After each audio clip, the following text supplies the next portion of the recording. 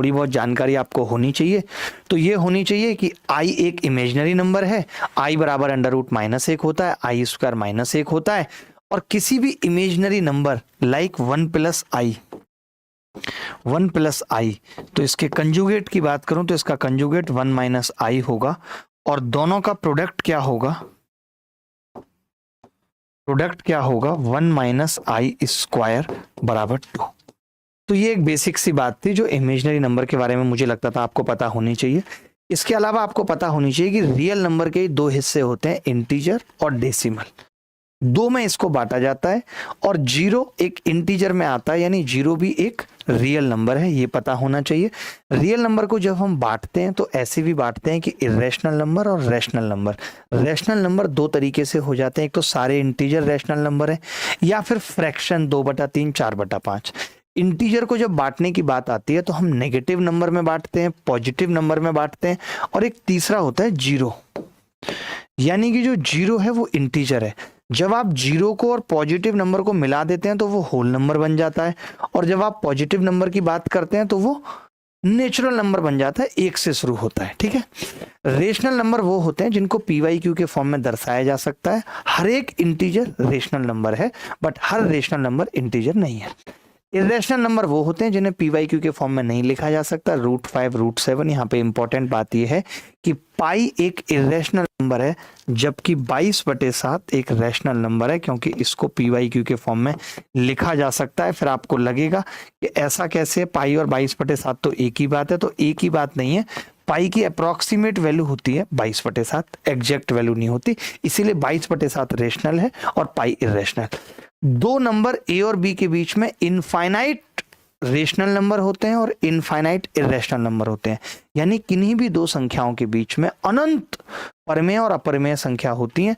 अगर कोई मुझे पूछ ले कि रेशनल नंबर ए और बी के बीच में क्या होंगे, तो मेरा जवाब होगा AK + B/K+1, जहाँ K 1 2 3 4 है।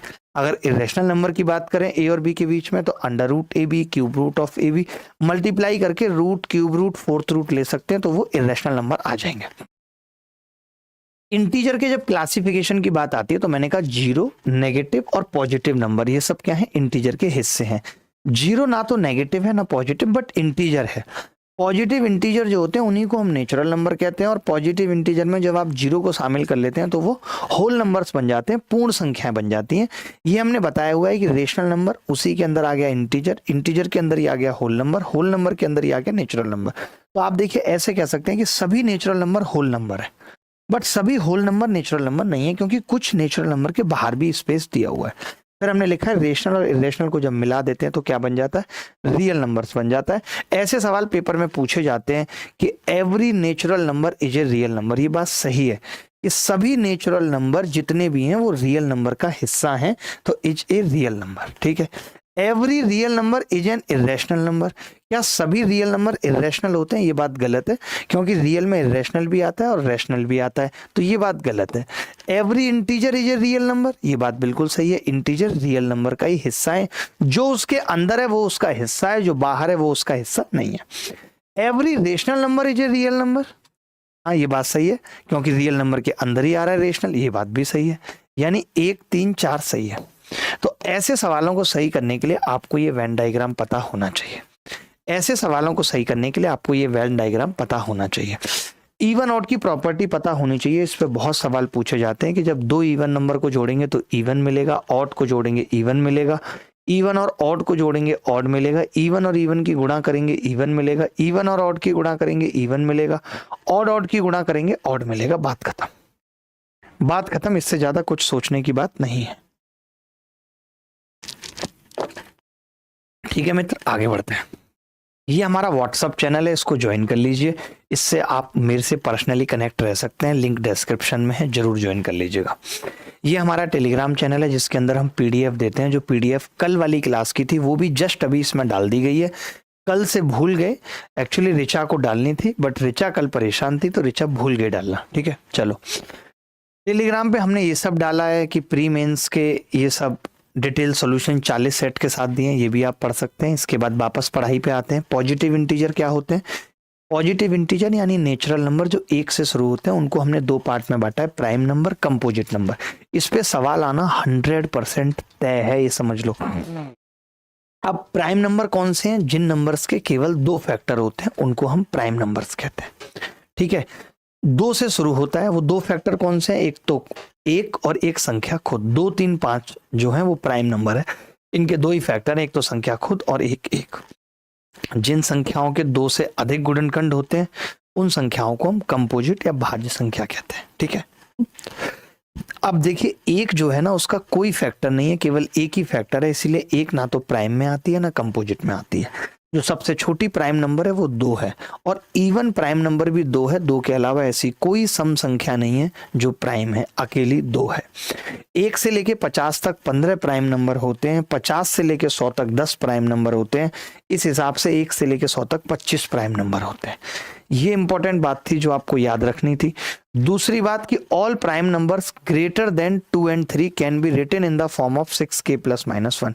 जितने भी दुनिया के प्राइम नंबर हैं जो 3 से बड़े हैं उनको 6k + -1 के फॉर्म में लिखा जा सकता है।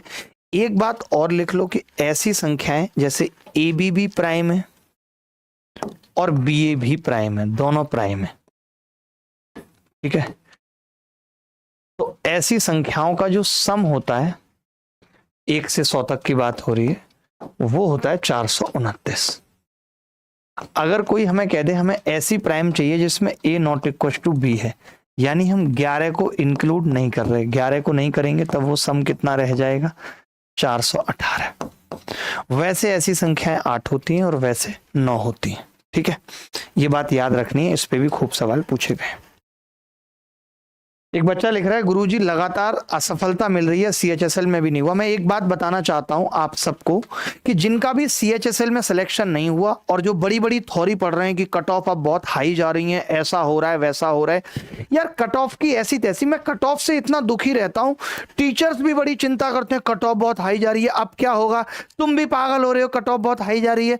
एक बात बताओ, एक एग्जाम हुआ CHSL मान लेते और एक बच्चे के 223 नंबर है, उसके बाद एक बच्चे के 221 नंबर है, उसके बाद 100 बच्चे हैं सीधे जिनके नंबर 200 से 220 तक हैं।